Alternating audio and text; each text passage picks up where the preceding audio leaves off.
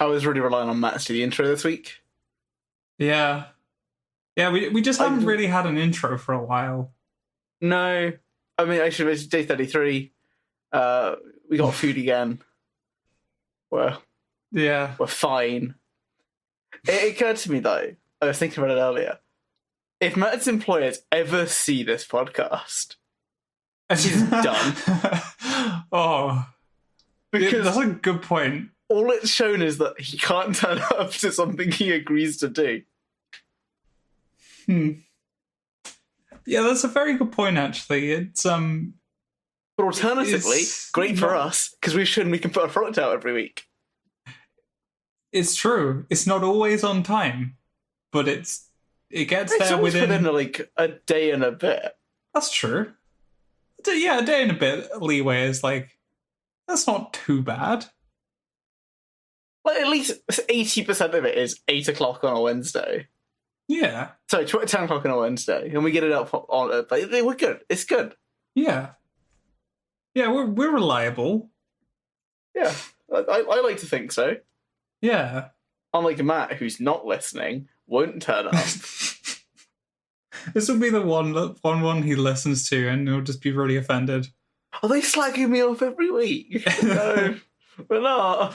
No, it's just called the wrong episode. Yeah. This is a great one to listen to, though, because we're back on Borderlands 3. Part 4 of 4. Part 4 of Infinity. It's part 4 of 2. Part 4 of 2? Yeah. Why are there 2 parts? Well, because when I did the description for the first Borderlands episode, we'd recorded 2. I didn't think we were going to do a third. Oh, have you not updated it?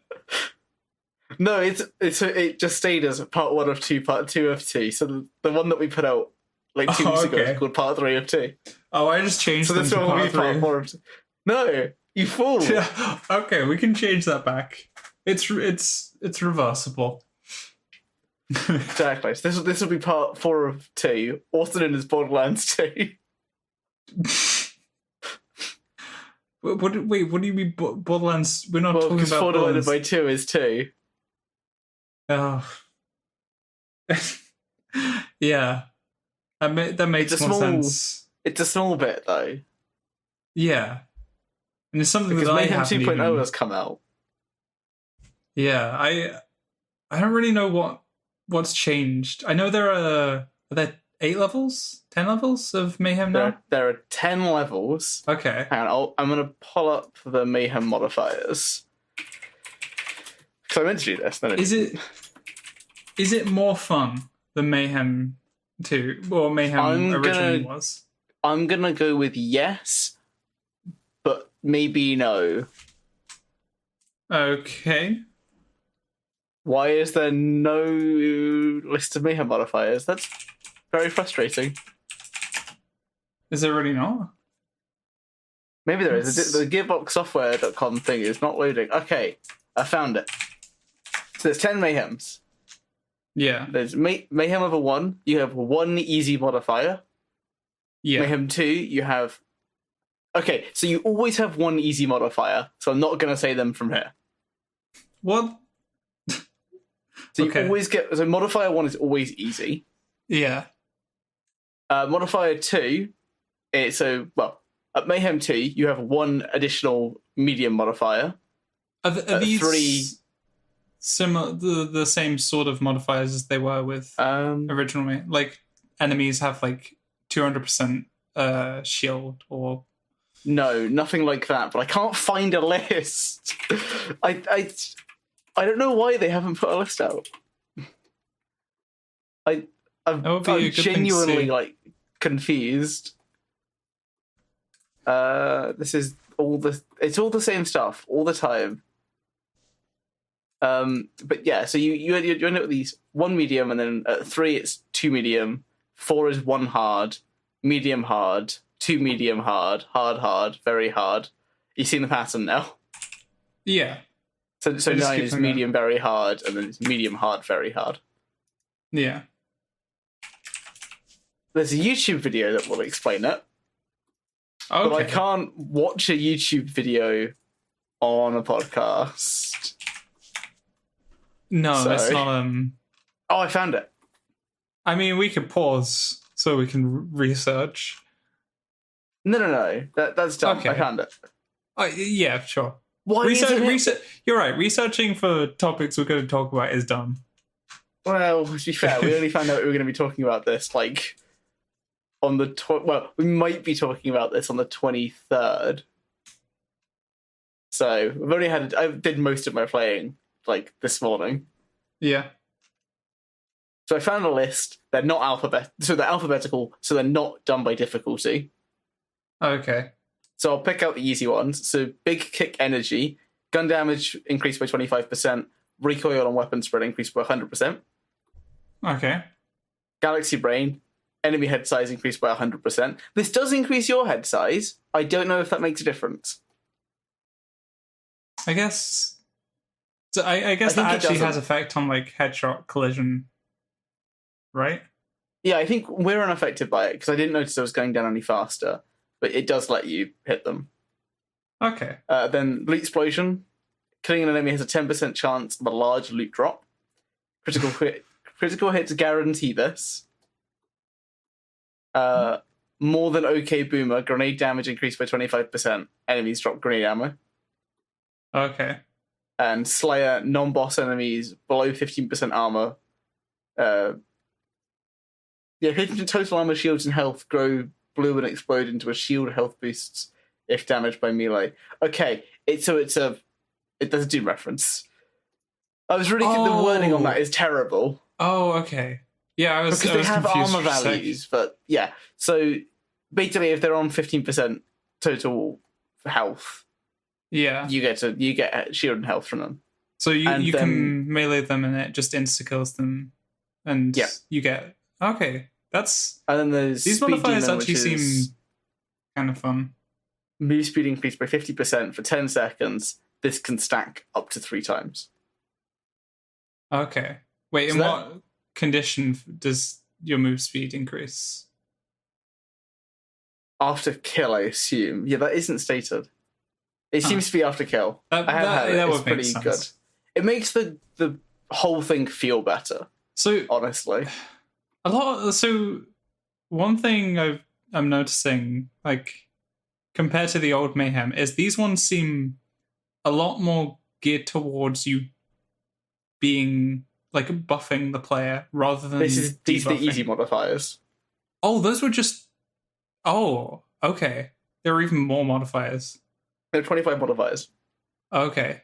I'm going to go through them all, but I am going to summarize some of them because they're just the same thing with different elements. Okay. So they're going to be ones that make it harder. Yeah, so all these are medium from now, and I'll say when we go to hard. So you've got Acid Rain, spelt, Reign of Kings, that kind of thing. Okay. Enemies may be infused with insert element, which makes them immune to insert element damage and release an insert element nova upon death. Ah, I see. That's not so friendly to the player. So that's what I meant when I said it will make it harder. Yeah. So there's one for corrosive, incendiary, cryo, shock, and I'm gonna guess another one because there's actually not. Oh yeah, radiation. There is one. It's at the bottom. So there's one for every element. Every enemy on death is gonna release a nova. No, enemies may be infused. Oh, enemies. Oh, it's a chance. Okay. Is there like a percentage listed, or is it just? It's just it's not too much. I think it's about a third. Okay. So that is still like a sizable number of enemies. It's sizable, but given the amount of like different damage types, it's reasonably fair. Yeah. I never felt while playing. I pushed to Mayhem 7, so it gives you a rough idea of how strong my stuff is. But I never felt like, oh, this was unfair because of this Mayhem mod. With regards to these element ones. Okay. There is then, where is it? Oh, there's so many like dupes in here. Standing still in combat causes incendiary damage, like to form beneath you. Oh, okay. But the floor is lava. I like, keep moving. That seems interesting. And then there's freeze tank. Enemies leave a cryo orb upon death. Cryo orbs constantly release cryonovas and are slowed when damaged. Okay. When enemies die, they may drop a power up that heals the player. Well, heals the first enemy it touches, or drops health and shield boosters. Oh. Okay, that's. I assume this is like all affecting bosses as well. Yes, this does affect bosses too. I don't think they have the particle effect for it. No, but I think they do get affected by it because I was farming for the Anarchy again. Yeah, and one of the enemies did seem to be completely immune to a damage type that didn't fit them. Okay. So I think they were immune to corrosive, which I was dealing from like an anoint I had on a shield. Okay. Mob mentality, enemy damage and fire rate is increased by 30% when near other enemies. Now, this isn't stacking. It happens once. While I was doing it, I was like, it would be hilarious if this was like a multiplicative thing. So if 3 enemies are standing next to each other, it's 1.3 to the power of 2. That would be insane. It would be broken, especially in the cartel. Are there like a ton of enemies close by? Oh yeah. Okay. God, and then the final medium is when damaged, enemies gain 3% damage reduction against the type of damage that they receive for 3 seconds, can stack up to 20 times. So that's a 60% damage resistance. Ooh. Okay. So you have to hit them hard. You can't just like pepper them down. Yeah. So. Well, I'm assuming that's like element type. No, that's damage type. It could be physical too. Oh, really? So it would say element on it. So if you're just shooting them with just regular bullets, that's gonna quickly be becoming a lot worse. Dang. Yeah. So at the highest difficulty, you will have one of these on. Yeah. Because there's one slot for each of them on Mayhem 10. Now we're looking at hard. Oh yeah, that was only medium. Oh my god. Yeah. At close range, enemies will attach a damning elemental. Did I say damning? Sure. Damaging elemental beam to you. Yeah. So, by the way, the beams hit really hard. All of them hit really hard. Beams? Yeah, like the at close range enemies will attach a damaging elemental beam to you. Like, okay. They hurt. Oh no. And this chain gang, you never guess what it does. Chain gang? Yeah. I actually have no idea. Enemies are connected by an elemental beam. Oh wait, so it makes like a web of just you're going to die. So if there are airborne enemies and ground enemies, you just have it's terrible. You just have to flip a Mission Impossible. It's not infinite range. It's probably like 15 feet. Okay, so they do have to be kind of close by. But it's still pretty rough. If you're getting attacked by like a few meleeing enemies, like if they're running at you, you're gonna get hit by all of their beams. Yeah, that's pretty much it. And then where is it? Drone Ranger. So enemies may spawn with a healing drone supporting them. If the enemy is killed, the drone will heal a different target. Oh. Yes, I have had bosses being healed by about 5 healing drones. Oh my god. I saw the Scrap Trap Prime heal itself from like 10% health to 30. And I had no ammo. And I guess at least I've lost. I can't finish him. That really sucks. Wow. Yeah, these are seeming hard so far. And then there is... Where is it? Enemies have a small chance of dropping spinner traps when damaged. Spinners emit rotating elemental laser beams. Okay. That one actually does have a chance of helping you, but only in a very specific scenario. Wait, really? Yes, which we'll get to in a bit. Okay. And then there's Pool Party. Enemies drop corrosive shock or incendiary balls when armor, shields, and health are depleted. Now, the thing with this is it sounds like when they die. That's not true. No, it's just when their shields are depleted. Or enemies have multiple health bars. Oh, you know when Ratchers eat things? Oh, they would get that extra. So basically, all enemies have 2 health bars now. Yeah. Yeah. That's. So it actually makes them, on like a psychological level, they feel less tanky than they are. Yeah. Yeah, because you see that you're doing the same amount of damage you were. Yeah. But they've got more health bar, just do it more.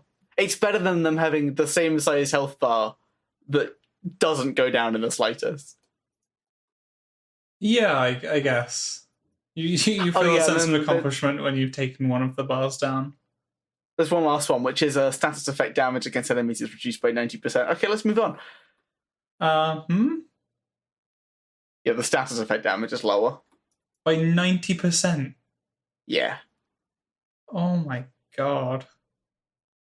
In fairness, you aren't really reliant on your status effect damage. Well, I mean... But it's still rough. With Amara, though, a lot of it is reliant on, like, doing elemental. And well, that sucks for Amara, I guess. Yeah. Amara I'm not saying Amara got hit pretty hard, but because Amara doesn't have any, like, while active skills, does she?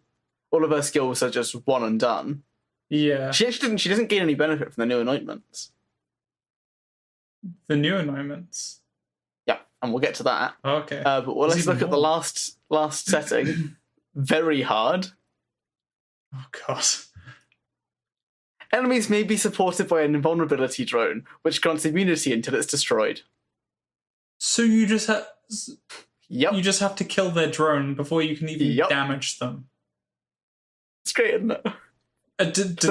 That's not even the hardest one. Okay. I mean, that doesn't sound... It sounds frustrating, but are the drones particularly tanky? I don't know. Not really. Okay.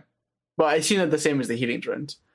Enemies may be infused with a random element, which makes them immune to that type of damage, and they will emit a nova when killed.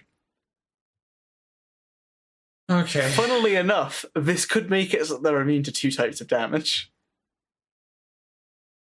Oh, because the medium will be active at the same time as the very hard. So not only are they immune to 2 types of damage, but they're also like letting 2 types of novas out. Yes. When they die. Yeah. Oh. Good luck. That's tough. This is the one that I like the least here, which is So no, actually, this is one I like. I misread it, which was critical hit damage is increased by 25%. Non-critical hit damage is reduced by 50%. So I read this the first time as a different one that will come up later, but I like this one because it's a reward for flak for like you're gonna be critting all the time. That's what you do. Yeah. Have fun. So this completely buffs his fade out or fade away. Let's look at the next one. Not the face. Critical hit damage is reduced by 75%. 75%? Yes. So... Flak is now dead. Fade out Flak doesn't function with this. Yeah. At all, because his whole thing is, I'm going to crit you. Yeah. And then there's Post-Mortem, which is hard, but not the hardest. Killing an enemy releases death, which follows you. If it touches you, you will enter fight for your life. Okay. So you just insta go down. Yeah, that's an insta-gib. Let's look at roguelike. But never guess what this one does. Fight for your life is removed. All enemies drop insta-health upon death. I'd hope so. You can't go down. You can't afford to go down at all. I would say roguelite, categorically the hardest. Yeah. Because the amount you actually... Because they haven't really buffed shields, so you just go down. Yeah. That is really... The reward's using Anarchy, though. Right. Yeah. Yeah, I guess if you don't go down, use the Anarchy. You keep the stacks going. Yeah. So I really like this, but it does have some problems. This does seem well, this seems to make more sense than the old Mayhem did. I guess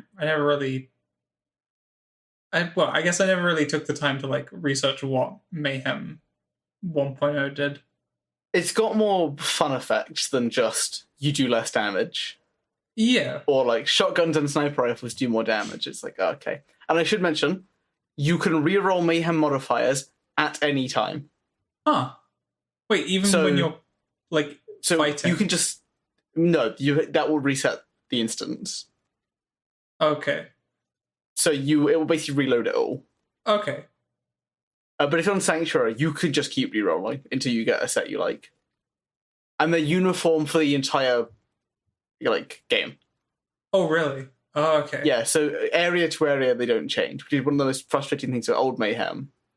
Yeah. Was that you would go from, like, Tyrene to Troy, and your instant kill incendiary build is now worthless because you rolled 2... Like, elemental damage does less, and incendiary does less. Yeah. Enjoy. Yeah, this does seem... That's really nice. Unfortunately, there are some negatives to New Mayhem.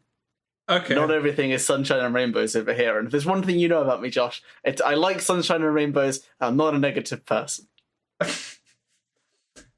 Yeah, that fits. I have no quarrels with that description. It's accurate. Yeah. So we're going to start with a really minor point, which will lead to some future points. Okay. Minor points. There are... I don't know if you know this, but guns now scale to Mayhem when they drop. So a gun at Mayhem 10 is probably going to be better than a gun at Mayhem 7. Its damage is objectively higher. That makes sense. That's... Unfortunately, unlike OP levels, it doesn't specify this. So your gun will drop and it will be level 57 and have some points value. Okay. But it won't say Mayhem 7 on it. Huh. But I guess the score will be higher, though. The score is essentially worthless most of the time, though. I mean, if you're going from like Mayhem 2 because to Mayhem 10... anointments are so important. It's like 10 points. Yes. It is... Does it really basically not increase that much? The gun damage is incredibly high. But the points value is very marginally different. And given that anointments and gun parts and like all of this other stuff actually determines how good a gun is more than the points. Yeah. You only like... Well, I'm just saying, like, if a gun is like clearly better, wouldn't the points reflect it? Yes, like and no as well. Yeah, I guess the anointments do like increase it. Well, actually, did anointments affect the points? I think there was a flat anointment value. Okay. Because some are good for some people, right? Like, I'm playing Flak predominantly at the moment, and my new Lucky 7 that I got isn't good on Flak. for this one because it's an anointed siren, which is 400% extra damage on phase slam. So you know what that means. I'll send this to Amara, I'll roll perfectly, and then it will instantly kill Grave Lord. Yeah. You know, I forget that though. My Amara, she's like 35 or something, so I'm pretty far off. You need to level it up a bit first. So that's like a minor complaint in that I would like it if it just said this is a Mayhem 10 gun. Yeah. Yeah. Because it would just be more convenient. So with original Mayhem, did the guns not actually scale? They had a higher drop chance. So you would have more chances to roll good guns. Oh, okay, but it wasn't pretty much guaranteed the gun that you'll get. Like, if this legendary drops in Mayhem 7 versus 1, it's guaranteed to be better, pretty much. Well, if you remember, originally there were only 4 Mayhems as well. And Mayhem 4 was added because Mayhem 3 proved too easy for most players. Oh, really? Oh, okay. Well, I mean, we've done Wotan at Mayhem 4, and, like, he didn't really exist. Yeah, that was... You want to tell that story? Yeah, well, see, I don't really know what happened. All I can say is Wotan was there 1 second and gone the next. I had a fun time. It wasn't even very long. You had like 2 seconds to enjoy it. I don't know what... It was like 10 seconds. I'm being too generous. It took around like 10 seconds to completely kill Wotan. And I don't Wotan understand basically how. ran in a way that was lucky. So I was using the Anarchy that was fully stacked. I walked in as flak, shot him I shot him twice, and I melted his shield in his first phase. He went into his second phase, I shot him again, that immediately broke. So I then shot him in his crit spot. Then I walked into his shield, shot him immediately, and then jumped above him and shot him again, and then I immediately finished both parts off. It was an incredibly quick fight. I got very lucky with like where he went and how he turned and where my Anarchy shots went. I played absolutely no part in that fight. I was nor the preceding fights given a chance. Well, yeah, I played more of a role in that though, much less in the Wotan fight. I don't know what was with my flipping damage. My log just didn't... It just occurred to me. Oh yeah. Oh yeah. Yeah, you can have my old one. We can do that next time. But my lob just didn't seem to be doing anything. It's like a 20th of their health bar with one orb. Which I don't know. Well, it's meant to be a big like AoE thing. It's meant to go through multiple enemies. Yeah. But usually it was when I was playing before, it was tending to like kill an enemy with like 4 orbs at most. That was like a regular kind of enemy. You're not used to playing on Mayhem 4 though, right? I was playing at like Mayhem 3 and it was still doing it was still doing pretty well. I'll be honest, I can't really feel a big gap between Mayhem 3 and Mayhem 4. Or I couldn't feel a big gap now that it's gone. Yeah. Yeah, there isn't really a big gap between like 4 and 7. It doesn't feel like. Yeah. Because the enemies still, like, they absolutely decimate you. Yeah. It feels a lot like OP levels. They didn't want OP levels. Well, it does seem... I mean, they've got 10 again. There's no Digicloak peak, which is the big thing that like people hated about OP levels was just I don't want to fight the same arena 10 times after farming my loot between like every 2. Yeah. That was after the new raid boss came out that gave you the absolutely broken gun. Yeah. That is true, actually. Old AP levels, just oof.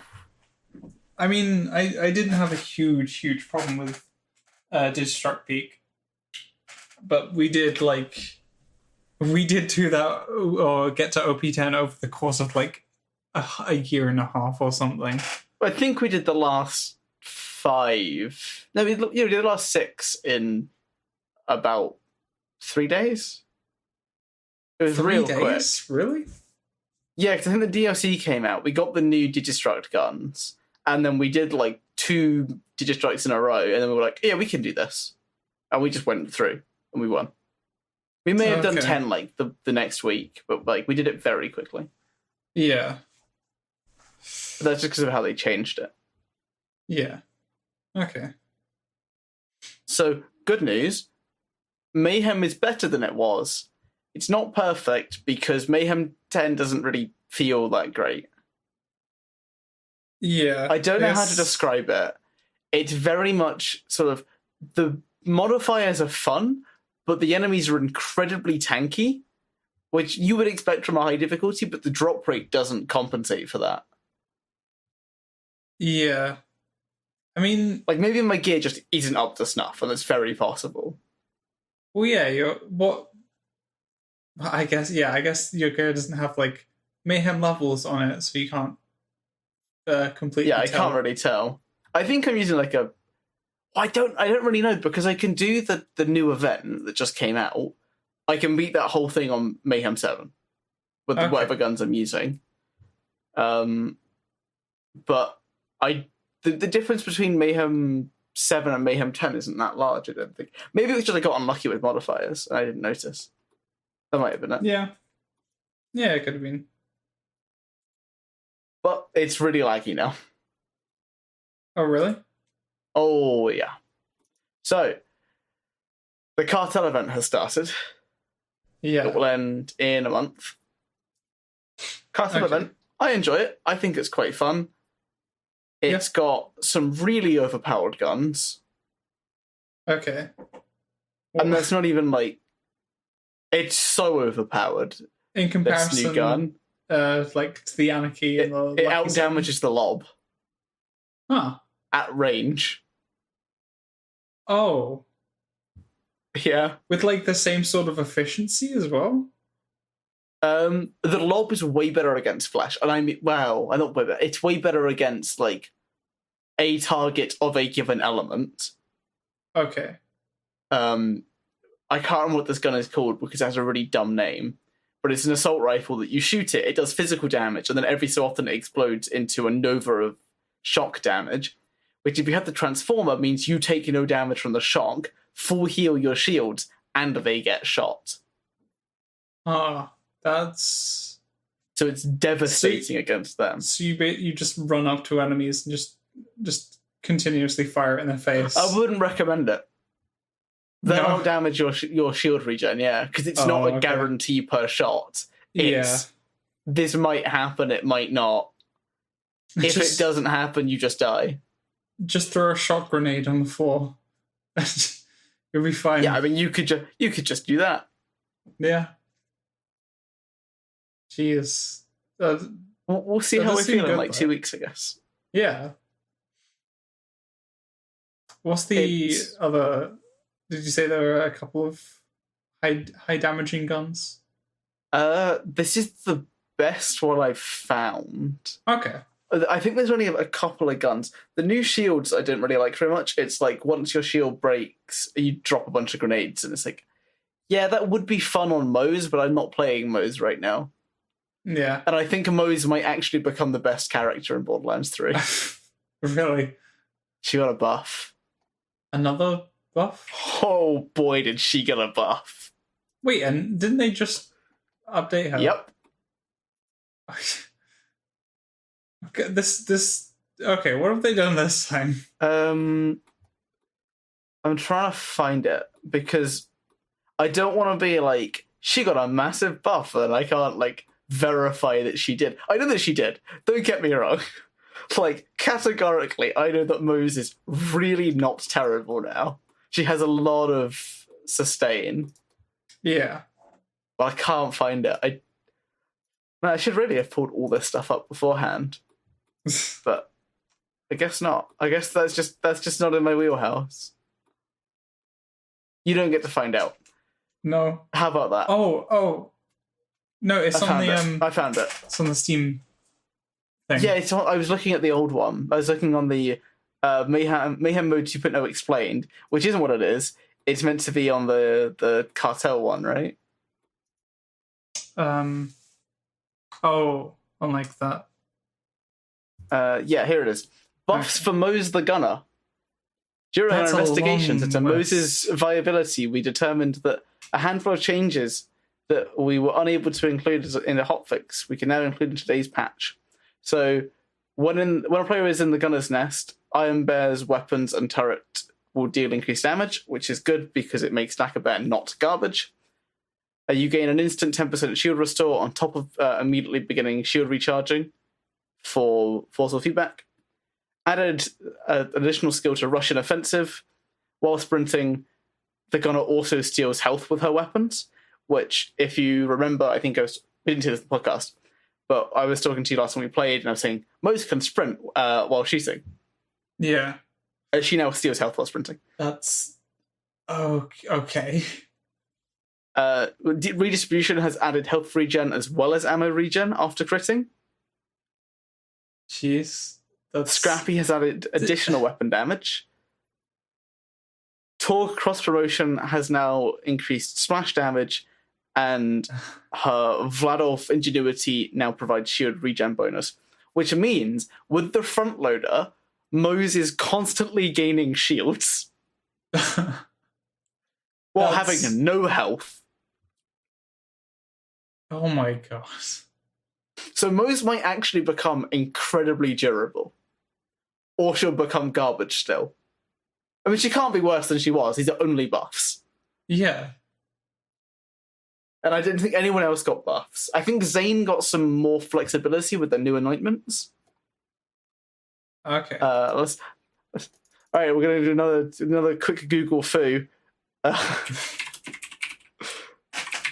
right. The new anointments. Never mind. They're not here. That's actually terrible. Why is the Wikipedia page not work? Is internet having a problem again? No, it's just not on here. Alright, There's a bunch of universal ones, which should be... Here they are. So, while action skill is active, weapon damage is increased by 200%. Which is fantastic for Mose. It gives her exactly what she needed. Okay.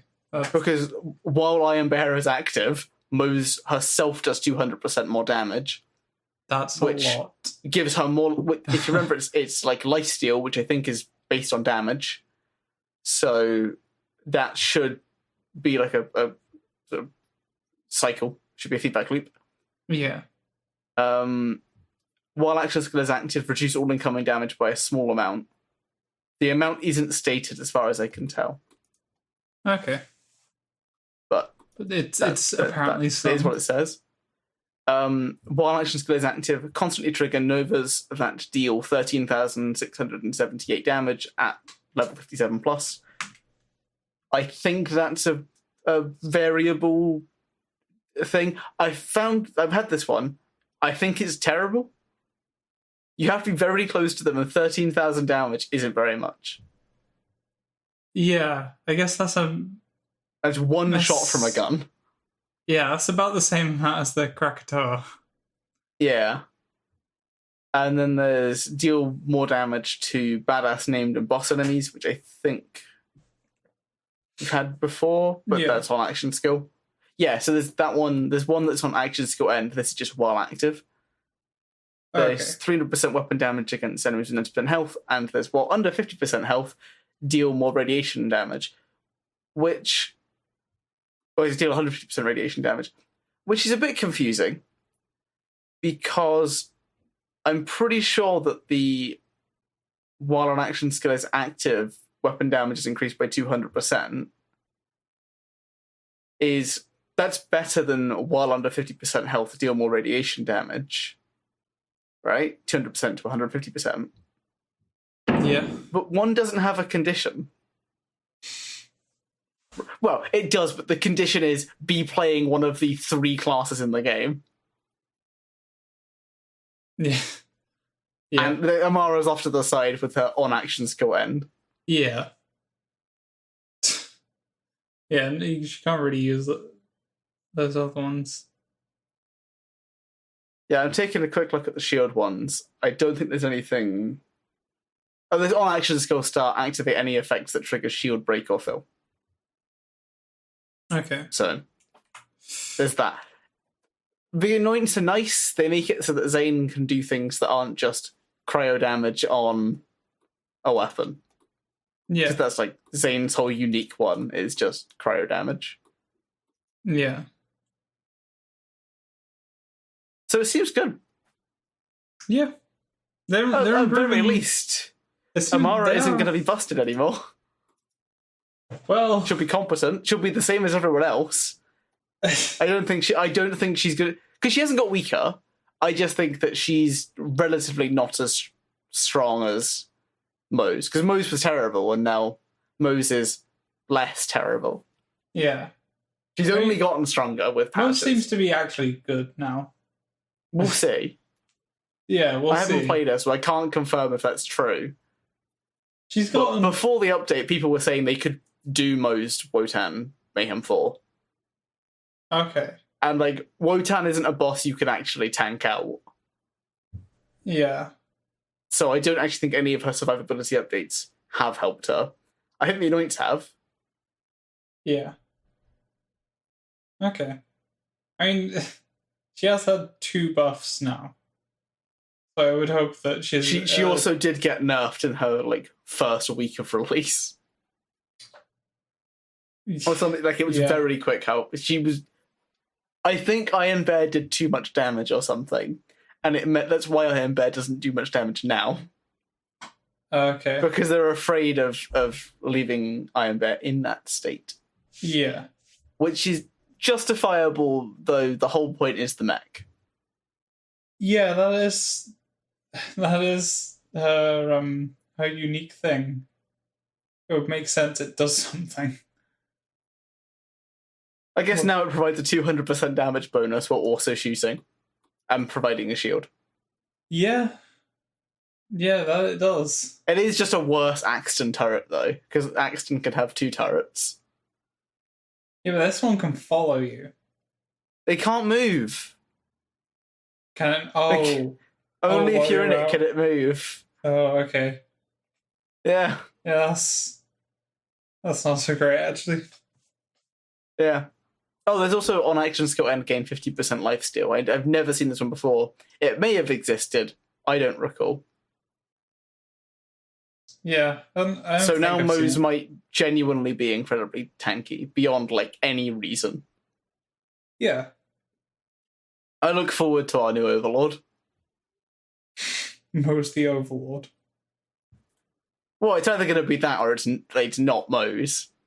I like to think it will be, because I'm sick of people posting videos of them playing Zane, and they pull out an Anarchy and they melt something, and it's like, wow, how impressive. You played the most powerful character in the game, and you held the most powerful gun in the game. What do you want from me here? I'm so impressed. You could play Zane if you want. Josh, I have a lob with 100% cryo damage. Yeah. It's got 11,000 damage on it. Okay. It does so much. It does so much if I give it to Zane. Well, why don't you play Zane then? Because I have to get level 57 on Zane. And I haven't done it for Amara nor Mose yet, because I only play Mose with you and I can't bother to play Amara. I've been too busy with other things.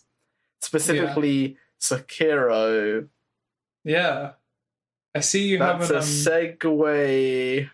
Oh, that was pretty smooth, honestly. I haven't beaten Sword Saint, leave me alone. I saw. How much have you actually tried to fight him then? I haven't. I haven't played it in a couple of days. Okay. I got I was thinking earlier today, I was like, I should try and beat Sword Saint for the podcast. Yeah. And then I was like, But if I don't beat it, I've got nothing to talk about. So I'll look at Borderlands 3 instead, because the worst case there is I get to like theory craft what you could do with the new weapons. Yeah. Seemed like a more reasonable approach. Yeah. I've just played a load of Fallout recently, so I haven't played much after. Well, this is a lie, because obviously there's been a week between here and now, and we have spoken in the interim. Yeah. And I would like to read a nice post that I made. And by post, I mean I text you at 9 a.m. Yeah. Where is it? Where is it? I actually can't find it. Oh, yeah. Turns out Demon of Hatred could go himself. Yeah. And I stand by it. You're not a fan of him. Yeah, it's... Demon of Hatred is... He's a frustrating one. I don't get it. I don't understand it. Honestly, the most frustrating thing is that all of those lists we were looking at were putting Demon of Hatred so high. That doesn't make any sense. We were looking around at like people who were like the best bosses to beat, or like our favorite bosses from Sekiro, and Demon of Hatred I think had an average of like 5 point something, but that was only because one list put him at number 9. Yeah. Otherwise, he would have had it was like a 2.7 or something. It's like, no. That's so stupid. Excuse you. Like, okay, as a set piece, Demon of Hatred, pretty cool. As a 3-phase boss. Yeah. Less so. Yeah. To be fair though, because I've also been playing some more, and I don't mind Demon of Hatred as much as folding screen monkeys. I find folding screen, even though folding screen monkeys is just, it takes an objectively shorter amount of time. Yeah, you kill one monkey and then you turn around and you kill another monkey, and then you've got 2 monkeys and you can kill them in 2 minutes and you're fine. Yeah, it's just, it doesn't feel like in the spirit of the game, really. Neither does Demon of Hatred. Okay, well... But Demon of Hatred took you like an hour. At least you get to play the game. At least you like actually get to play the game while fighting him, rather than just like running about occasionally, like pressing attack. I can't argue. It's more with engaging. You, but you are just wrong. I would rather have a short, boring experience than a long, boring experience that also I had to try in. Yeah. I mean, I think if you just remove like one the boss, health bar, it's better, yeah. If you just remove one health bar from Demon of Hatred, it's like fine. It's still not so easy to see or like determine, like, is he gonna throw fireballs or is he gonna do the whip? But like it's not so bad. It wouldn't be so bad. He would be better in, I don't know, hypothetically Dark Souls or Bloodborne. Yeah, I can definitely see him being a Bloodborne boss. Like, because Demon of Hatred's pretty quick. And it's, that would fit. Yeah, he is a bit faster at Dark Souls boss. Although, to be fair, most of his attacks, like when he's standing still, they're not, they're within iframe, like, justification. Yeah. You could justify an iframe, like, dodge. Oh, definitely. All of those attacks. Like, a skilled player, he'd be like an easy boss in Dark Souls. But he's just the worst in Sekiro. Because there are no iframes. It'll run to the right or run towards him. But depending on if it's a fireball or a whip, you're about to take damage. Yeah. Well, I think the thing is, it's like 70 to 80% of the time, I'm not getting hit by the fireballs, and like almost all but it's the 10% of the time that doesn't feel like your fault. There are so many attacks in there that are like, I don't feel like I deserve to be hit by that. Like some of the attacks have like no wind up, so you'll think, here's a good time to heal, and you'll start healing, and then he'll decide, oh, by the way, I'm going to do my instant charge attack. I hope you aren't planning on like standing still anytime soon. It's like, well, I can't cancel this animation, so I guess I'm just dead here. I mean, you will hit me before the healing happens, and I will be dead.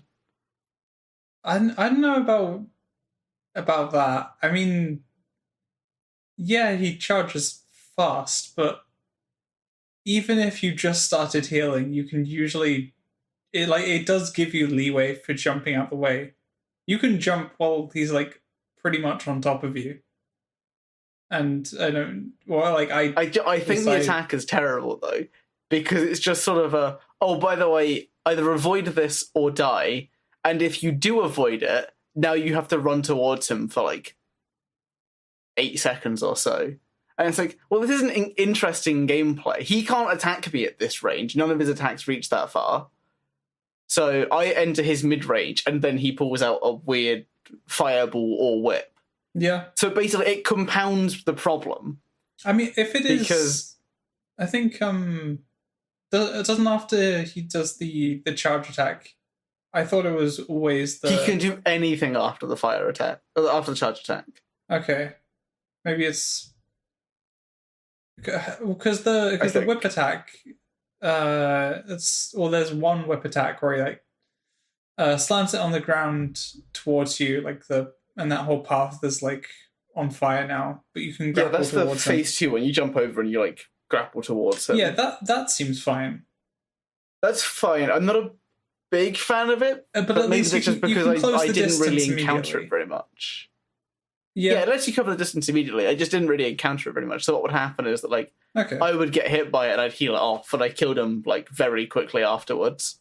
Yeah. I think he did it to me 5 times throughout the entire hour. Okay. That's mainly because I, struggle with the first phase. Yeah. And then if I beat the second phase, I beat him in the third. It didn't struggle with the third at all. When I first played, the third one was definitely the worst for me. The fire ring didn't really do anything to me. Maybe that's just like because I had so much practice with the first and second health bars. It took me ages. I just despise... There's so much about this fight that I'm just like, what's the point? Why does this exist? Yeah. Yeah, it does have its problems, but like I think overall I'm like fine. I'm fine with it being there. Overall, I would say it's the worst boss in any of the games that I have played by FromSoft. In any of them? Yeah, but only because of... Well, I guess you've only played Dark Souls 3. No, I played Bloodborne. Oh, I haven't beaten it. You just go to the first area? No, I did the first 2 bosses and then I was in the next area, but then I left my controller at home, so I couldn't play it when I went back to uni. So I just haven't played it in like 3 months. Okay, then. I have it sitting next to you right now, but I just like... I'm busy doing other things. Yeah. Like, this game. Yeah. But it's great because we now get to talk about 3 good bosses that come before Demon of Hatred, only 2 of which you've fought. Yeah. I'm planning on... And you played 120 hours of Sekiro.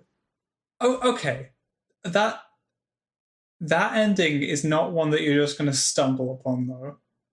You can't stumble upon the homecoming ending, but you've done that. Yeah, because I looked up how to do it and I did it. It's above it in the webpage, though. Sorry? It's above it in the webpage. Yeah, but it's the purification ending first. Yeah, That's true, but what's the other one? The last one, Homecoming or something. Yeah. It lists, yeah. So it lists that one as the most complicated. So I was like, okay, yeah, I'll do this one since it's the most complicated. I'll just get this one out of the way, and I just haven't gone back and done the purification yet. But Josh, you can do the purification ending at the same time. You can't get both endings on the same. No, you can't get both endings, but you get 2 extra prayer beads and a new memory, so you're a bit more powerful. Oh, okay. I'll do it this time. And you get to fight the best boss in the game. Yeah, I am excited to do that. That I have currently fought. I might find Ishin better. Yeah. I'm not convinced. It is 4 phases. Well, 4 health bars, I guess. Are you counting Genichiro as 1 phase? Yeah. Well, it counts as 1 health bar. Okay, right. I just want to make sure that you didn't have to fight the 3 phases of Ishin and then be like, oh, by the way, lol, no. Yeah, you get us. Yeah, it's not 5 health bars to use. I've gone like most of the way through his 2nd health bar. Okay. But I just haven't like had the desire to sit down and fight him. Yeah. It's really weird. Like sometimes when I fight him, like his 2nd phase is done in about like 15 seconds. It's very slow. That may be a bit of a low ball. Like his 2nd phase is sometimes takes me like 3 minutes, and sometimes it's like over incredibly quickly. I just don't even notice. I don't know. I think it's just how he attacks, because like if you Makiri counters, he takes a lot of posture damage. So yeah, I guess if you Makiri counter him, so you get a lot of them going. Yeah. You just have to get the right attack. Well, yeah, you just have to have. Isn't his 3rd phase attacks. Just like he electrocutes himself, and then his sword is made of lightning, and then he stabs you? That's like the whole thing. I saw a picture from an article that I said we were going to talk about last week, and we didn't. So I mean, it's kind of the same as the 3rd phase of Genichiro on the at Ashina Castle. When I'd like to remind you that he never did that to me. Oh yeah, that's right. I beat him first try. Yeah. Yeah, okay. Well, he's like that. Not that it helps. The only time I've ever done the lightning counter is versus Divine Dragon. When you can't defeat him without doing that. Yeah, I had to look it up how to do it. You just attack. That's all. Yeah, that's all there is to it. Because so far, my favorite boss in the game has been Owl Father, the one where you fight Owl on his prime. Yeah, dude's hard, man. He really rewards parrying. Yeah, but like less than Ishin. I just realized I'm gonna be fighting him without Kuro's Charm and with the Demon Bell for my first fight with him. What does Kuro's Charm do? So if you don't have Kuro's Charm, you take damage when you don't perfectly deflect. Oh, that. Yeah. Oh, it's good news. He's really easy to deflect. Yeah. Yeah. Well, that's nice. He has some unblockables, though. Okay. Basically, he throws an owl at you. He throws an owl at you? Unironically, he just throws an owl at you. Okay. Where does he keep them, though? It's a magic owl. Oh, of course. And it sets the entire arena on fire as he throws it at you. That doesn't sound fun. You just have to jump over it. It's relatively generous about how it does. Oh yeah, he firecrackers constantly. Yeah. Yeah. This is. I remember you were telling me the other day that he drops anti-healing orbs. Yeah.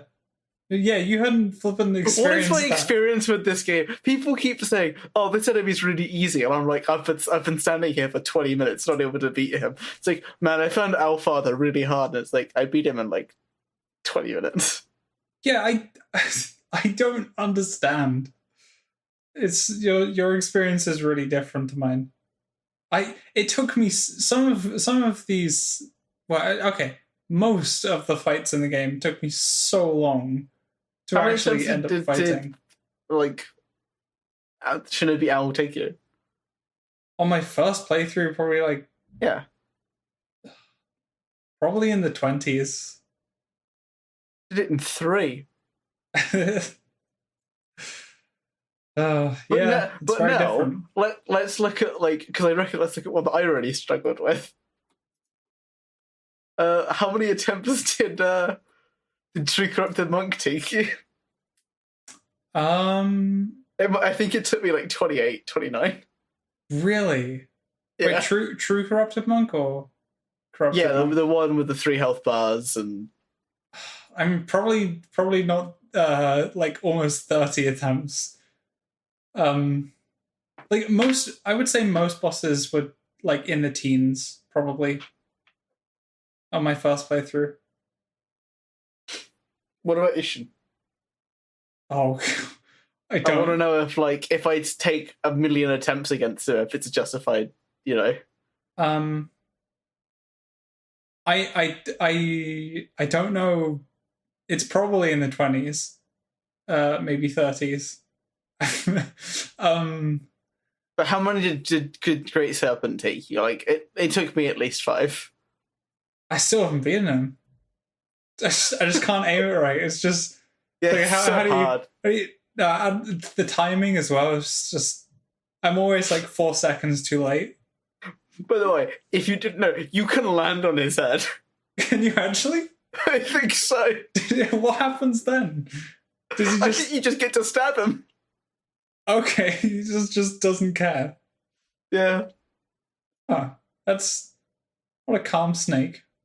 Yeah, if a fly lands on your head, you probably don't care that much, do you? You're like going in to stab him when it was actually just chill the entire time. He wasn't getting getting hostile towards you. You just killed him for no reason. Okay, so I keep mentioning it, and before I forget, I want to cover this. Yeah. Probably should have told you I wanted to talk about this. But you know what? You're going to do it live. Okay. There's a PC Gamer article that came out in 2019. It came out a year and 20 days ago. Okay. I beat Sekiro's final boss with cheats, and I feel fine. I don't like these... like these types of articles that are always... I remember it's like was it Cuphead? Where like they were trying to they were struggling to get past the tutorial area, and they were saying how hard it was. First of all, no, you need to cease. You are misunderstanding what this Cuphead thing was about. Basically, so here's what happened. A guy who wasn't a big video game journalist, I think they were like a software guy or something. Okay. They were like the only one available to go to do the Cuphead promo. And they suck at video games. Oh, okay. Right? So it wasn't like a video game journalist sucked at video games. It was like a journalist who had to do a thing for his publication wasn't good. It's like if you were hired to talk about video games for a living, and someone was like, "We need you to go and cover this sports thing." And it's like, I don't know anything about sports. It's like, hey, you're the only one available, so it's either you do it or no one does it. Oh, okay. Yeah, that's basically what it was. And everyone ripped into the guy. Yeah. Like, there's the Jason Anderson video that I love. There's like 10 minutes of him praising the tutorial. And it's the shortest video that he's made to this day. Did you... Oh, God. speaking of Joseph Anderson, I'm assuming you're watching The Witcher. I am like an hour into it. It's 4 hours long. It's only the first video. Yeah, there's so much Witcher. I feel bad because I haven't played the first Witcher game. Yeah. Yeah, and I haven't even finished the books, and he's done them both twice. Makes you feel guilty. But you haven't commented on this article's title, Josh. Tell me how you feel. Remind me again. I beat Sekiro's final boss with cheats, and I feel fine. So okay, that's just this. Yeah, I don't really. I mean, fine, good for you, I guess.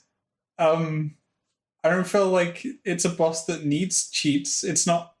I wouldn't consider it to be unfair. No, the first line says Sekiro's final boss is some bullshit, honestly.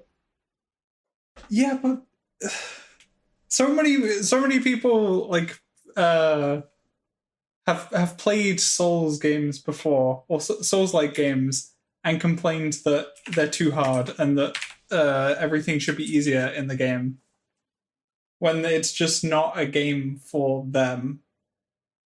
I feel like this is the same issue. So I did read the article, in case you were curious.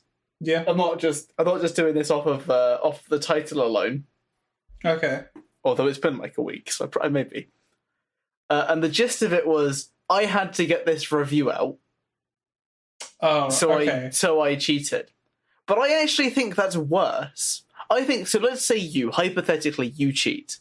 Yeah. And we know it's true. We know that you have the dexterity of a woodlouse and the eyesight of like, I'm going to say a whale. I don't know how good whale eyesight is, but it doesn't function on land. I mainly use echolocation, honestly. Exactly. Right. You can't even see the screen. And you've beaten the game. Yeah. Twice. At least. 4 times, probably. 1, 2, 3, 4, 5.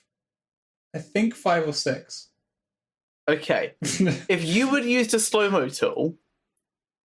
Yeah. Like, I'd be a little bit annoyed, like, but why?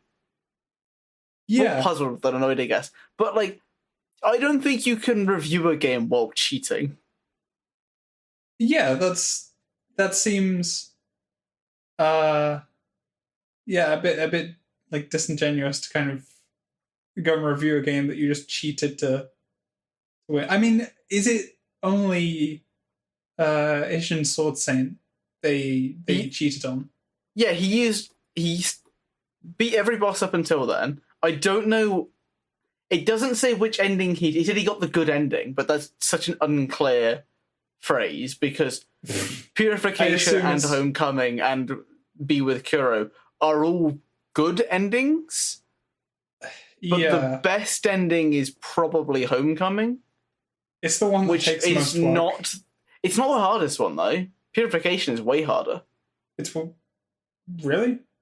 Well, it's got an extra boss. Oh, yeah. It's the same as Homecoming, but you have to also fight Owl, who is the second hardest fight in the game, or the hardest, depending on how good you are at parrying. Yeah. Because he's got a massive sword that will deal huge boss damage if you mess it up. Yeah.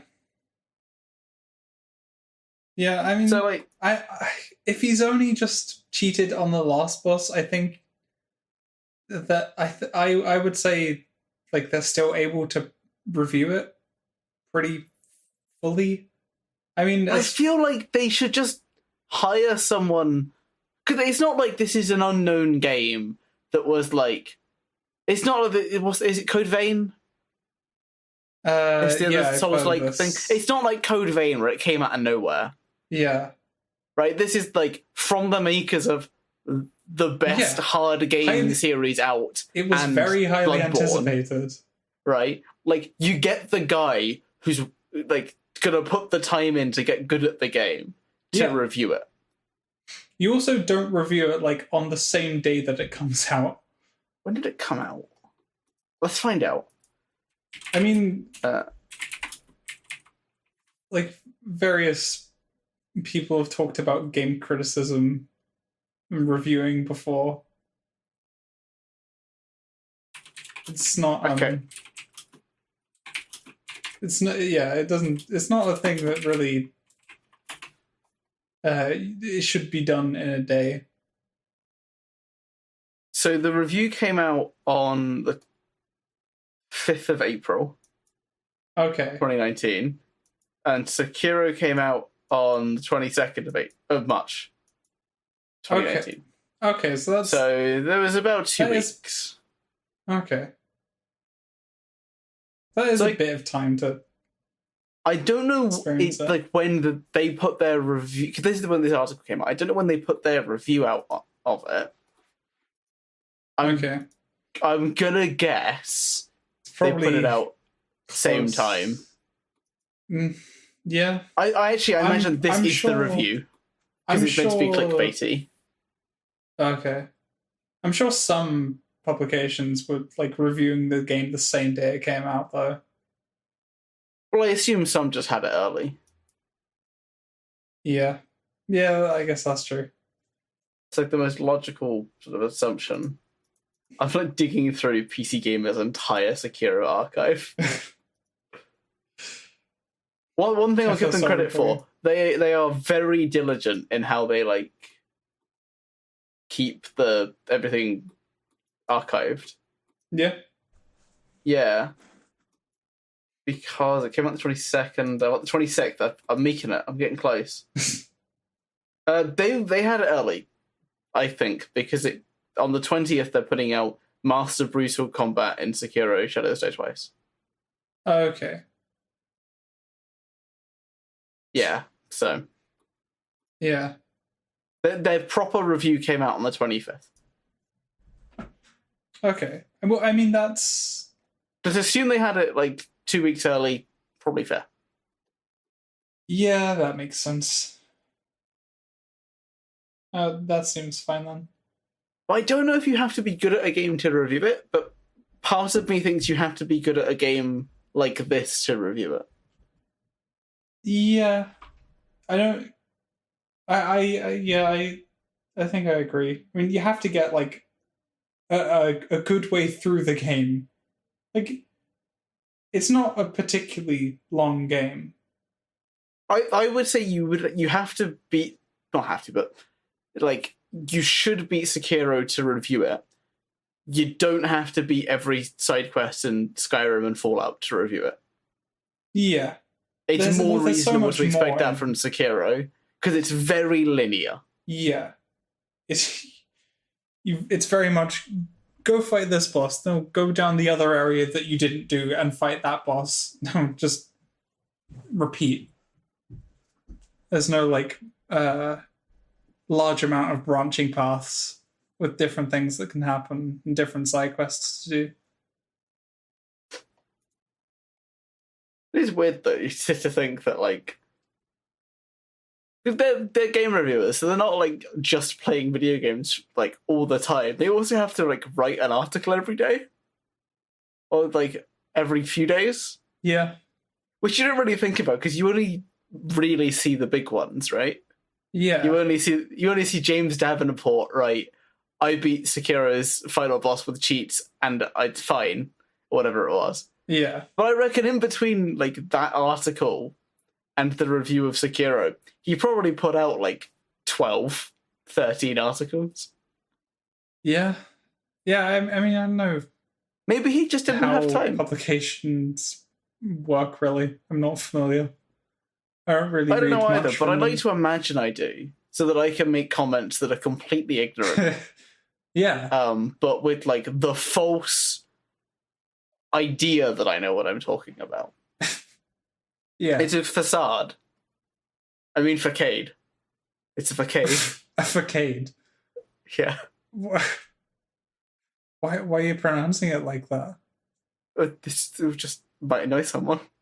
Oh. It's just for the entire reason it might annoy someone. Because we were talking about Jason Anderson, I was reminded of his Uncharted video where he said facade. Oh. Like that. And I was like, hang on, he's an author. And he's a minute later, he's like, yeah, I know how it's pronounced. You dum-dums. That's pretty good. Yeah. He's a pretty chill guy. Yeah. But you know what it's time for? Could be many things. It's time for D&D, so that we have time to finish D&D up. That was one of the things I said I was going to talk about it. Yeah. And we've had some developments. Yeah, so blah, blah, blah. We're in the Dungeon of the Mad Mage. Some stuff's happened. I've had some visions of the future. What was the thing that was going to happen? I forget from last time.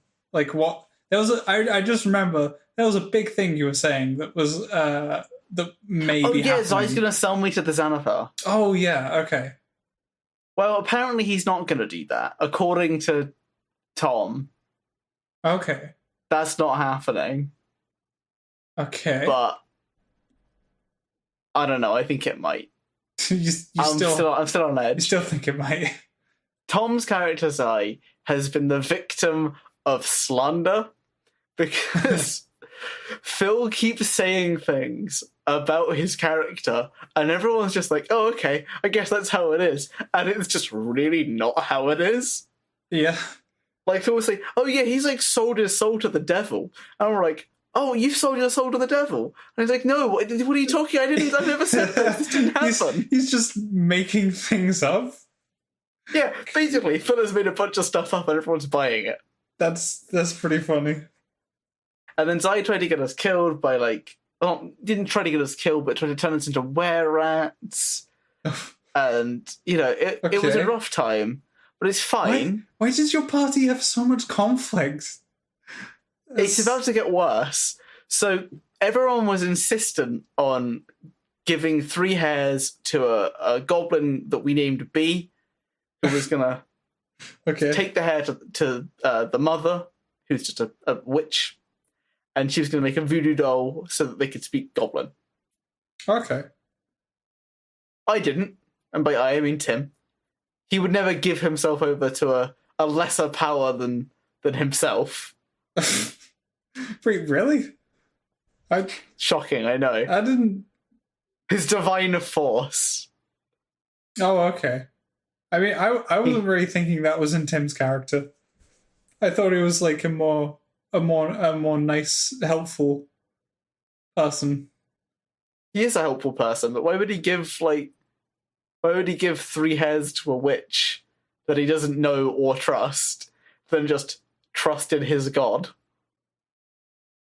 He's not a zealot, but he's more religious than I guess thinking about it, there's probably a lot that can be done with just 3 hairs. That can be done to screw you over. Yeah, he had a vision that, just so people don't think I'm making up these visions, I will read them, and you will see what I mean. You were offered cookies by an old lady while surrounded by very old hags and demonic-looking dogs. One of the hags is hanging in midair by a noose. This vision has occurred. Zai sells you out to the Xanathar. This vision has not occurred. You see a room full of voodoo dolls. Some look like the party. This vision has occurred. Oh. The party gains another dragon pet. Weirdly, it looks like a cat. This vision is going to occur next session. Okay. Because Jonathan has already set up getting the second dragon pet. Okay.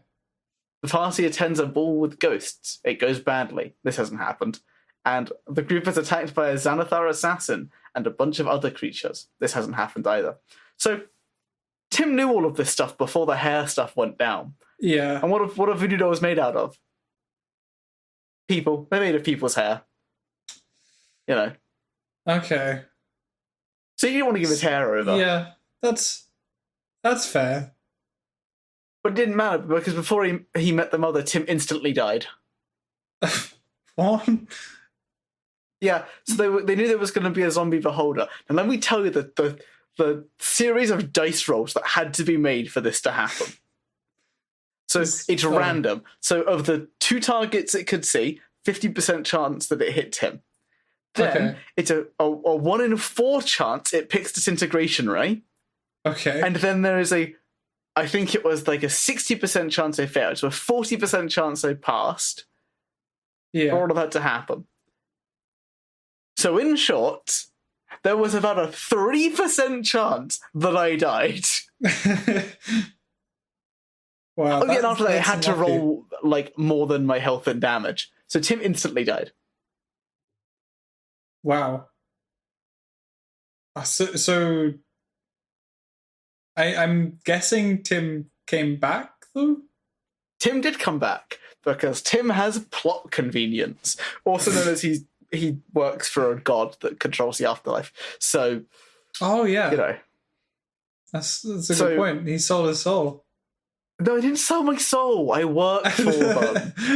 Okay, I'm devout. Yeah, you work for them. You didn't. I'm devout. That's sure. Let's go with that description of the same thing. So, the moment Tim died, he turned into a deva, which is essentially an angel, and by essentially I mean just is. Okay, so I'm assuming you're not still an angel, though. It lasted for a minute. Oh, okay. And then I fell unconscious. So you just immediately came back as an angel, and then... Yeah, I like demolished the zombie beholder that killed me. Because I dealt... how much did I deal? 4d8 plus 1d6 plus 4 twice. Okay. And because it stunned it when I spawned in, like I just annihilated it. It shouldn't have messed with Tim. Well,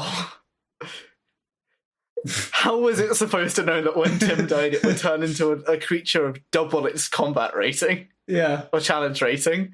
Like, a Deva is a CR 10 creature. A zombie beholder is a CR 5 creature. I feel sorry for it. I didn't know what it was in for. I'd like to remind you, I still had like 4 allies with me. Although, also in fairness, I could have killed them all without second thought. Oh, in your angel form? Or just... Well, the average health they had is like 30. So with a plus 8 to hit, I think it is, I would almost guaranteed hit their AC, and then I would hit them for about 32 damage. All of your team members? Well, one of them. Okay. And if I crit, they would probably instantly die. But it's fine, because I can do this trick of technically not dying once a week. Wait, that's... Okay, that's not just one-off? Oh no, it's a continuous thing. But if I die as the Deva or the interim, I'm just dead. Okay. I mean, that's fair. Yeah, it's fair. Like, we don't know if Rob planned this, or if Rob was just like, yeah, that was unfair. Okay. I'm gonna because it kind of was. Yeah. Like, Tim had no way of passing that. Like, if it hit him, basically. I was just dead. Yeah. Its average was higher than my health. That's not... Yeah, that's and it was invisible, so I couldn't have planned for it. Oh. That so it basically appeared and instantly killed me. Yeah. It does sound unfair. It wasn't quite fair, but I turned into an angel, I beat a bunch of people up, we're chill. Yeah. So, honestly, I don't see a problem with this. Phil had the audacity to complain that, like, I take complaint, but he was like, God, you guys are so strong. I'm like, look at me. He does so much damage he does about the damage of a Deva per round. Okay, so, like, so he's doing twice what your normal stuff is. Yeah, he will. If me and Wardley got into a fight, it would be close, but I think Tim would die very quickly. Yeah. Because he has a plus 10 to hit, and I've only got 23 AC. So he hits about 50% of the time. Yeah, that's very high. But I also have, like, basically a no you button that I just freeze him permanently. Wait, what? Well, I can curse and hold person and just beat him up. Yeah, Tim is quite powerful. He's the weakest in the party. Okay, but you, from what I remember from last time as well, you do have some, or are going to have, I can't remember which one it was. Yeah, at level 20, I will just have a no you button permanently. That's just 8th level casting, anti-magic field. I can't be attacked by Jonathan at all. Goldor basically can't hit me because I'll still have like 20 AC. And he won't have any magic items to hit me with. Wardlair will only be able to shoot me with his bow, and he won't be able to hit me. And Zai won't be able to blade sing or cast magic on me. But simultaneously, I won't be able to hit them with magic. But it's fine, because Divine Smite isn't magic that can be blocked by anti-magic field. So I would be able to hit them for a huge amount of damage. So that's why I want Wardlair on my team if we ever get into a fight. Again, why does your team just seem to do so much? It doesn't, but I have a theory about how this dungeon ends. Preparing to fight. I have a theory that at the end of the dungeon we're going to be forced into a blood sport. Oh, really? Where we have to fight each other for the witch. Okay. And if that were to come to pass, you know, wouldn't be great. No. I mean, is that like all of your team, either they fight each other or they just die? They just get killed by like whoever's running it? Or no, I think that if we agreed, we agreed, he would just randomly kill us, I think. Okay. So there's that. But Tim's got new goals now. He wants to set up a temple outside of Waterdeep. Okay. That's why he's in there making money. Yeah. Yeah. Look, the church always needs your money. For some reason. Well, how do you think I'm going to heal the sick? I'm not going to charge them. I'm a good Samaritan. But who's the highest kill count? Look, it's accidental. I think I don't have the highest kill count anymore. I did for a long time. Yeah. Yeah, but you weren't even trying. Yeah, but Tom got a fireball recently, so he just like... Oh, okay. Rooms just explode when, Actually, if you count 20 Sturgis as people, I do have a higher kill count, but barely. Okay. But they're like mosquitoes, and no one's going to count that. Yeah, I guess that's not so fair. It's been an event. Yeah. This has been an interesting campaign to like hear about. I don't. Oh yeah, Jonathan's been tied into another blood pact. He died again. And sorry, that should have come up. Yeah, he died to some were-rats, and then Zai sold his soul to the Xanathar to get him back. Okay. Wait, hasn't Zai also sold his soul to someone else? No, Jonathan sold his soul to, I think it was Umberly, for some reason, because he came back as a warlock, and now he's sold his soul to the Xanathar too. Oh, okay. He's doing the John Constantine strategy, which is, if I sell my soul to everyone, they have to fight for me when I die. And no one wants to bother. There is a lot of selling of souls that seems to be happening. Yep. Yeah. And it's only going to get worse. You're going to have to keep on selling it. Oh, almost definitely. It's the get out of jail free card. Yeah, just come back. Pretty much. Yeah. Just come back as an angel. It's fine. Like, no one cares.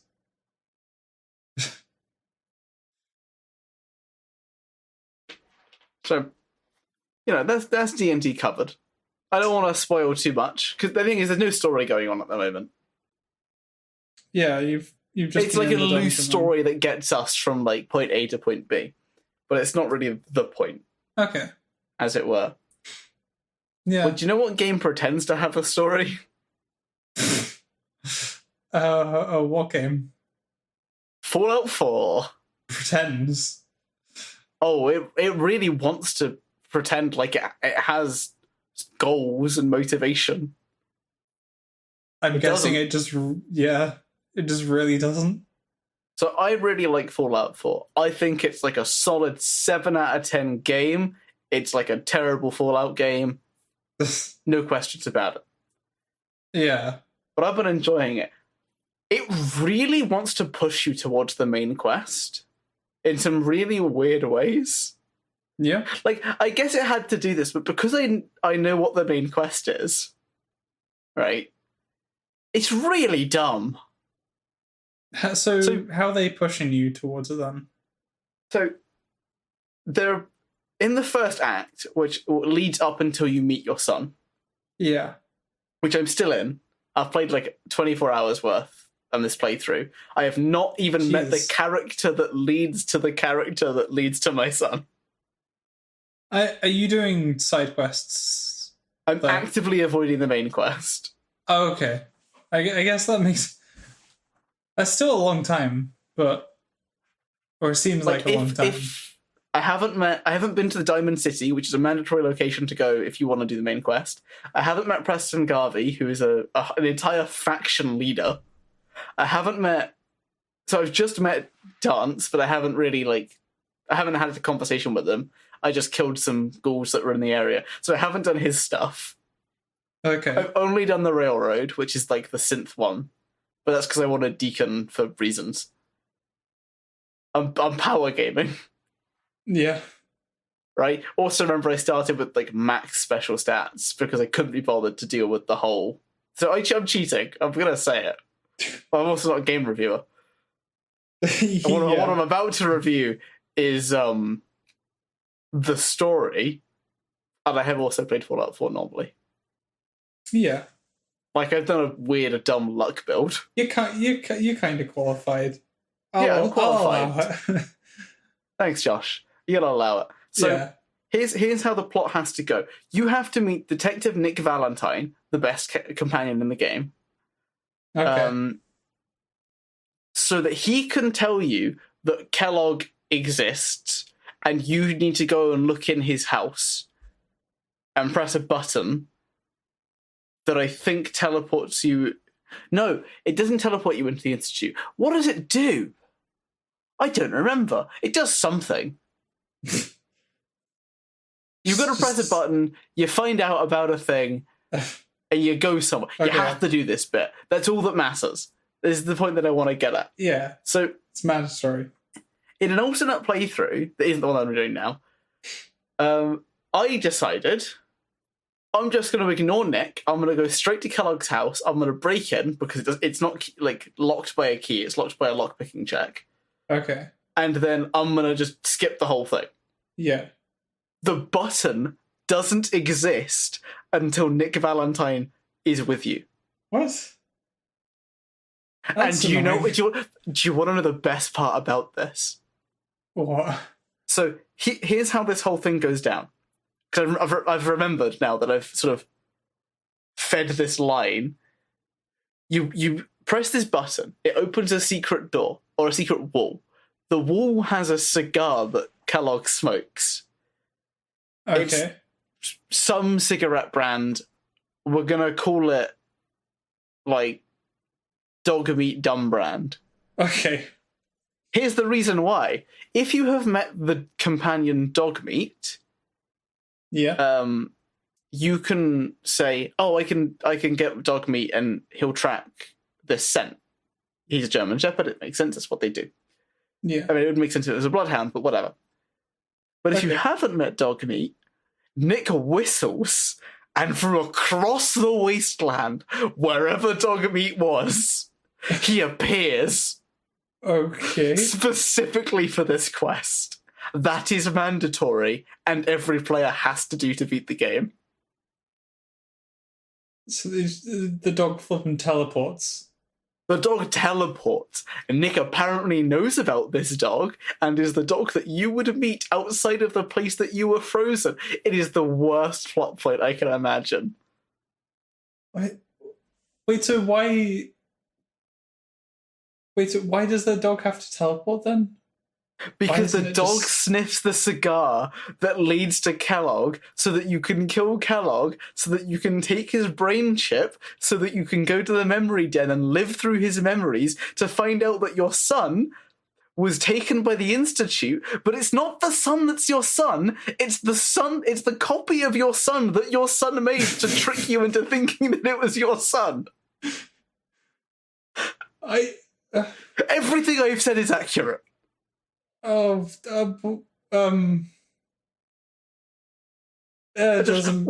this quarantine is over, I want to sit you down in front of 404 and show you this main plot. It is the worst thing you've ever seen, ever. It does seem really dumb. Wait, so what is even the point of the story? What you're trying to find your son? That's the main For the first point. act, you're trying to find your son, yes. The first act? Yeah. The second act is a lot of faction shifting around, which side do you want to pick? And the third act is you pick a side. Okay. But this is... Okay, but the finding the first act is the worst. Just really... Just overly complicated, it seems. It's not overly complicated. It's very simple. It's, you go to Diamond City, you get told by Nick's assistant, Nick's been kidnapped, or Nick's been, taken hostage. You find Nick knows all the information you ever need about anything ever, and you just do what Nick says. Okay. Nick says, let's go and look in Kellogg's house. Oh, look, there's a secret door and a cigar. Let's follow the cigar scent from who knows when. Because it's crazy. Because I know for a fact that Nick Valentine is in the vault. Because I've had the dumb voice line pop up that says, oh, we caught Nick. I walked away and have waited 3 months in game time. So if Nick ever says to me, oh, Kellogg was here 1 week ago, it's no, he wasn't. You've been kidnapped for a year, dude. Because I guess that's kind of weird.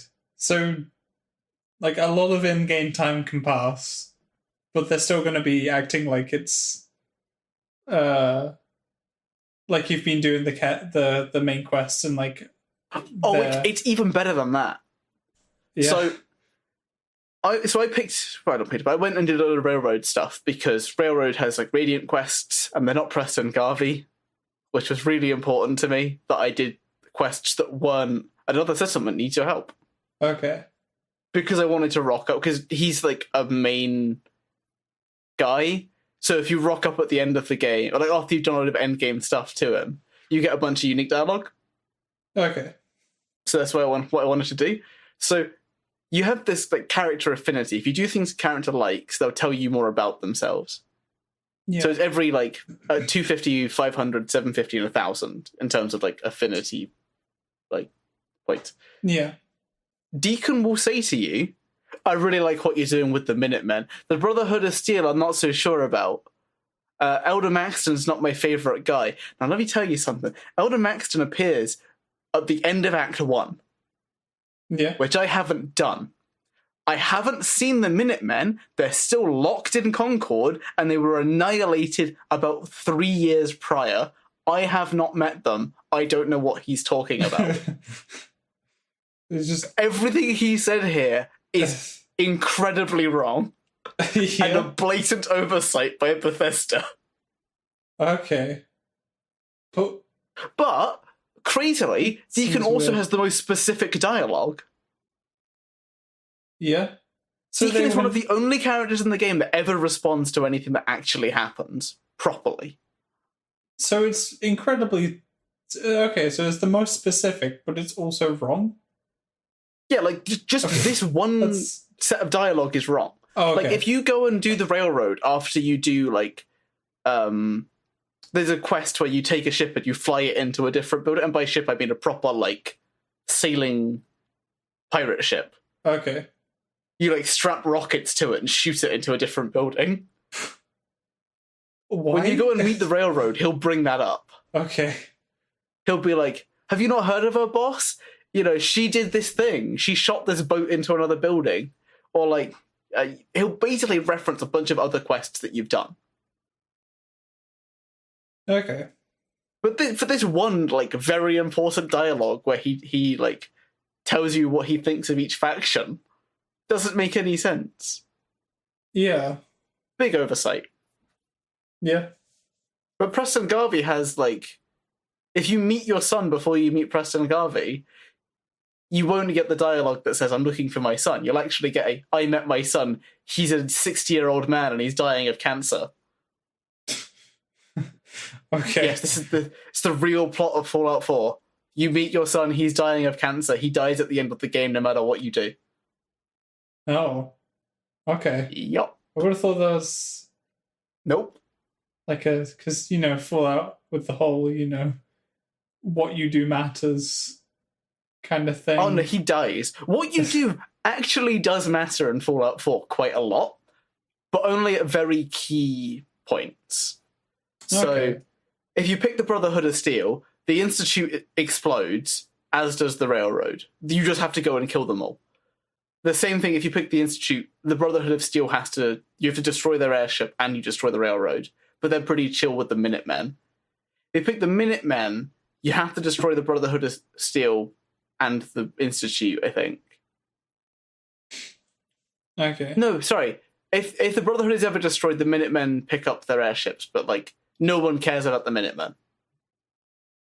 Okay. You only have to destroy the Institute, and that's it.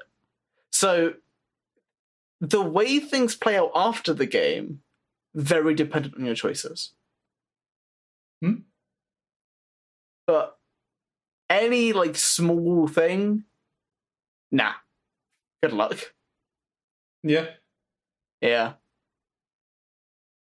It's too big while being too small. It's too big, yeah. It's a big game in the wrong way and small in the wrong way. I think it all just comes down to a voiced protagonist. Oh, they have a voiced protagonist in this. They have two. Oh, yeah. Because male or female. Yeah. Which means that all conversations cost, like, twice as much. Yeah. That really limits what they're able to do. Well, it's kind of frustrating because I was exploring and there's this area in the game. It's called, like, Ruined Skyscraper. And there are two skyscrapers connected by a bridge. Yeah. One of them has super mutants in it and one of them has gunners in it, which are like a raider faction. Okay. And I was really annoyed when I got to there, like, because I played this game in 2015. I didn't really pay attention to this, but I got there, like, sometime in the last week, and I was like, well, a good developer would have made, like, a big quest line here, which is you have to, like, negotiate an armistice between the two skyscrapers. That's what and I was thinking. And your option is either, like, destroy the super mutants, destroy the gunners, have them work together, or destroy both. Like, it's real simple. 4 options, go. Is that not no, they're just shooting each other. You walk through and you can kill them all because they're all hostile to you. There is no dialogue. There is no NPCs. It's literally just a combat area. What? That's as soon as you said that, I was thinking, oh wow, so this seems like one of like a perfect side quest. Oh yeah, no, it's completely like there's nothing. That's maybe they were planning on doing that.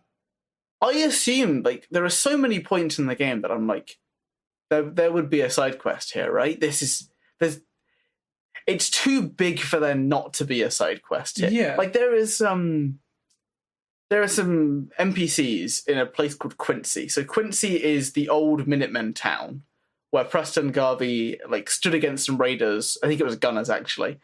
And they lost the fight and the Minutemen was, like, disbanded forcefully. Okay. And if you go back there, the people that, like, betrayed him are still there. Yeah. if you take them there, you just have to fight them. But I assumed that, like, what I assume now, that there was meant to be a big quest with, like, getting Preston getting revenge, or deciding revenge isn't worth it, or forgiving, or something, right? Yeah. There's nothing. The biggest side quests I can think of are where you, like, the companion side quests. Yeah. Which are just, you take Kate to a vault, and you stick her in a machine that takes away her drug addiction, or you take Curie and put her brain inside of a synth so she's not a robot anymore. Okay. I think there are some others, but they're really, like, small things. They take, like, 20 minutes or so. Yeah. They're pretty good for what they are. The best side quest in the game is, like, tiny. Yeah. Yeah, basically, Like, it's not even really a side short? quest. It's just like a really good moment that I wish there was more of. So there's a guy called Armand Glass. Okay. And he'll ask you, go to this place and, like, pick up some spare parts so I can make this horse. Because there's a horse toy thing called Giddy Up Buttercup, which he made pre-war. He's a ghoul. Okay. And if you go there and you explore it, you'll find a little tape that is from his daughter to him.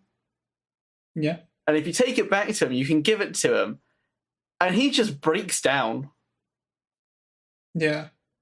And it's like a really nice character moment of, like, a man who before the war didn't value what he had, and he's lived 200 years in regret. Yeah. Yeah, that seems like a good moment. It's a great moment. I didn't even get the quest room. I was ignoring all the quests I could, really. I was just going around killing things. Yeah. Yeah, well, I just wanted to chill out, you know. I don't know, Fallout 4's not a very good RPG, so you kind I of wouldn't don't do need this to with The focus. Witcher. Yeah. Yeah, I put on some YouTube videos and just, you know, went to town. Yeah. So I'm now finishing up a bunch of quests, but I can finish them in, like, 3 minutes because I'm so, like, ridiculously overpowered. Yeah. Yeah, it's great fun. It's a terrible game. It's fun. Terrible Fallout game. Oh, okay. The specifically Fallout, but not as a game. Yeah, it's really conflicting to me because I'm like, on one hand, it's a serviceable game as, like, a Fallout game, but it would kind of be like if Dark Souls was like, oh, by the way, we're now PES. It's football now. Like, this isn't what I asked for. It's like, no, but it's got RPG elements. Your characters have stats, and, you know, like, I mean, yeah, it's like a football game, but, like, I wanted to swing a sword. Yeah, it's basically that. Yeah, that's the problem with it. Is that, like, if you go in it expecting, like, your decisions to matter on, like, a micro level and a macro level, you're missing out. Yeah, it only really has macro changes, which is, it's good. Like, if someone had told you, like, a brand new game had come out, it wasn't Fallout. It was like, Rise In. It's called Raisin. That's what it is. There's a new game called Raisin, and it has all the things that Fallout 4 does. People are like, this is a solid first entry in a series. Yeah. It'd be getting, like, 8 out of 10s. But from the fourth entry Fallout, from a series, that it also Fallout, so it has some expectations. Well, it's not the best Fallout game, is it? No, it's probably, like, I think I would imagine many people would argue it's the worst main series Fallout game. So, yeah, especially as they've, like, I guess as they've regressed, it's not, it's more disappointing. It's got better gameplay. Yeah. It's probably got the best gameplay out of all of them. Yeah. But it's not that's not what it's based on, right? Well, I guess, like, part of the gameplay is the decision making.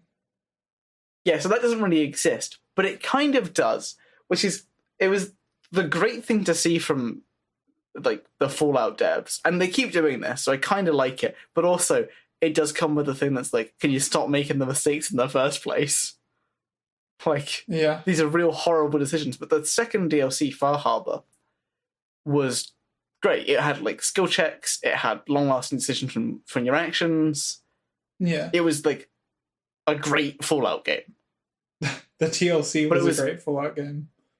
The problem though is it was sort of stuck in this awful dialogue system that they kept from the base game. Yeah, I that just seemed like a weird thing to like decide that you're going to do for that, because it doesn't feel like a game that needs like player dialogue. Like you're it's an RPG. You're meant to like it's self-insert kind of. Well, deal. I'm going to disagree with that. Yeah. Yeah, because The Witcher is a role-playing game. You are role-playing as Geralt of Rivia.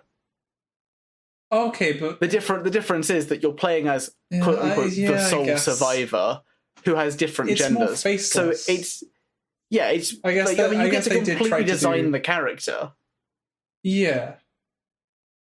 I guess they did try to do like more of a personal story though. With like it's really half-assed though. That's the problem with it. You're a faceless, nameless character who's just whoever you want to be, but also you have a son that most people aren't going to care about. Yeah. But also you can do all these side quests, which doesn't make sense for your character who cares about his son, because there's no parent in the world who would go, my son has been kidnapped. I'm going to go to Nuka World and like chill out with some raiders who are playing around in an old theme park. Yeah, it's just not going to happen. It doesn't make any sense. Pretty focused on finding the son. The son was the worst thing they could have done. Yeah, from what you've said, it does seem that way. You're gonna love it when you play it. I don't know. I think you'll like the gameplay. Yeah. But that's the problem. The gameplay's really quite good. I've heard Fallout New Vegas is kind of fun. I think you will find New Vegas difficult. In what way? It's very RPG heavy. Yeah. Yeah. So New Vegas is what I would call my limit of an RPG. Mainly because I played it like 5 years ago. Okay. And it probably wasn't like looking at it in the same. It's a game that basically rewards you for knowing exactly how to play it. Oh, okay. It's not a game that you discover. It's a game that you know, and then you do like a run with this thing in mind. So, like, in terms of the decision making, like, it's pretty much this is the best way to do it, or well, it depends what you want. But essentially, the game is horribly broken in very many ways. It's a really good game. Do not get me wrong. Okay. But it's got problems like with your special stats. Your charisma will be 1, but the best builds in the game put speech at 100. Okay. Because having 100 skill and speech by like the end of the game means that you can literally talk down any encounter. Yeah. If you know what you're doing. Okay. But also like the game has some like unsatisfying quests in places. Like any Legion quest is like generally pretty short because they didn't have time to develop it, because they had 18 months to design the entire game. 18 months? Yeah. Oh my god. It's really impressive for what it actually is. Yeah. But if you take it in a vacuum, it's really good. It's like a 8.59 out of 10 game, even in a vacuum. Yeah. But you have to be really into the RPG side. Okay. Also, the combat's really clunky. And, like, the UI is not great. It's incredibly unstable. Oh. Okay. Yeah, I guess it's notorious for crashing. It's probably fine to try. You just have to be really on board with it being janky and from, like, 2008, 2009. Yeah. I guess for but like it's a not, first it's not like game, though. maybe not the Fallout 3 is probably a better first Fallout game. Okay. If you're looking for something more RPG heavy, otherwise I would actually say Fallout 4 is the best one to start with. Yeah. Because it's very babies first. Okay. The dialogue system isn't complicated, but it's very straightforward. It's not good, but it's very straightforward. So, like, the darker red the check, the harder the check is. Okay. There's no limits on skill points, so you aren't going to have things like... Because there's a finite number of skill points you can get in Fallout New Vegas. Yeah. And if you know what you're doing, you can have a character that has 10 in all special stats and has a maximum on all skills. Okay. But you won't do that because you have to know exactly what's going on. Yeah. There are some quests that have optimal completion by doing other quests and getting rewards from there, which is nice for like subsequent playthroughs, but if you're only going to do one, it's very annoying. It's the FromSoft style, where it's like, if you know how to do the quest correctly, you can get a good reward. Look on the wiki. That really is what you have to do. Like, the thing is, like, on my first playthrough of, like, Fallout or Skyrim or whatever, I never look up how I'm going to play it. Every FromSoft game, I will look up how to play it. But I had to do the ending.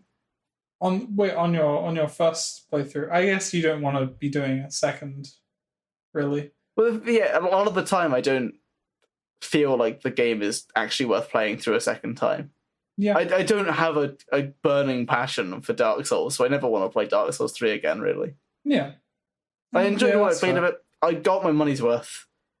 But, like, I'm not one of those people who's like, I must try out intricate build Knight.3.7, where instead of taking the wooden shield 8, I'm going to be taking the iron shield 3 with the lightning status resistance on it. And it's like, I don't care. Yeah. Like, I want to go and hit some things and, like, learn their patterns, but other than that, I'm completely uninterested. Yeah. I think for me, it was just... I was just able to, like, just enjoy just going through the game another time. It's just fun to just... I mean, I say relax. I know it's Dark Souls, but I was able to just relax and just be killed by a boss over and over. That's fine. The thing is, we see Dark Souls very differently. I see Dark Souls as a challenge to overcome, and once I've overcome it, I'm done with it. Yeah. You see it as, like, a fun game that you want to play. Yeah. Because... I think Dark Souls is not a fun game that I want to play. I don't think I would very easily be able to go back to Dark Souls now, because I much, much prefer the gameplay in Sekiro. It's much more satisfying. Which I think is nuts, because I don't think Sekiro has anywhere near the replayability of Dark Souls. Yeah. Nowhere near. Well, yeah, you don't have as much variation in builds. Like, you don't really have builds. I joke about saying the stuff with shields and knights and whatever. Yeah. But, like, there are at least 4 distinct playstyles in Dark Souls. Oh, yeah, you can definitely go through it really differently. But the way you play Sekiro is if you know how to perfect parry everything, you can win the game.